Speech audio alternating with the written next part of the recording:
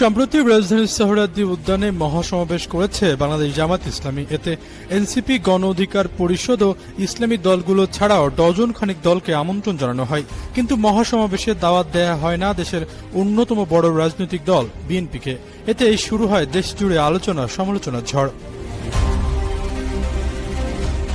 কদিন আগে বিএনপির সমাবেশে দাওয়াত পেয়েছিল জামাত। দলটির এক শীর্ষ নেতা প্রতিনিধি হয়ে সমাবেশে অংশ নিয়েছিল, কিন্তু জামাতের সমাবেশে কেন দাওয়াত পেল না বিএনপি? এক টিভি টক শোতে এসব নিয়ে প্রশ্ন করা হলে ঢাকা মহানগরী উত্তরের সেক্রেটারি ডক্টর মোহাম্মদ রেজাউল করিম জানান,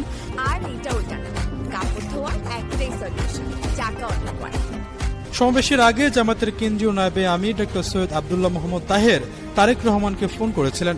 এ সময় সমাবেশের পরিকল্পনা নিয়ে বিস্তারিত আলোচনা হয়েছে। তিনি দাবি করেন, পিআর পদ্ধতিতে নির্বাচনের দাবিতে আমরা ওই সমাবেশটা করেছিলাম। সবাই যারা এসেছিলেন সবাই এর দাবির পক্ষের। বিএনপি যেহেতু এর বিপক্ষে মত দিয়ে আসছে দীর্ঘ সময় ধরে, তাই তাদেরকে দাওয়াত দিয়ে বিব্রত করতে চায়নি। সবকিছুই তারেক রহমানকে বুঝিয়ে বলা হয়েছে উল্লেখ করে জামায়াত নেতা আরো বলেন, ডাক্তার সৈয়দ মোহাম্মদ তাহের তারেক রহমানকে ফোন করে জানিয়েছেন আমরা বিএনপির সঙ্গে রয়েছি এবং সমাবেশে দাওয়াত না দেওয়ার বিষয়টি অবগত করা হয়েছিল।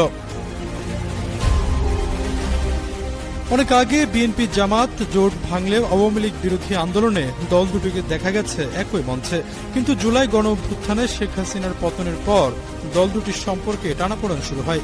সবশেষ পিআর পদ্ধতিতে নির্বাচনের দাবিতে এনসিপি সহ ডজন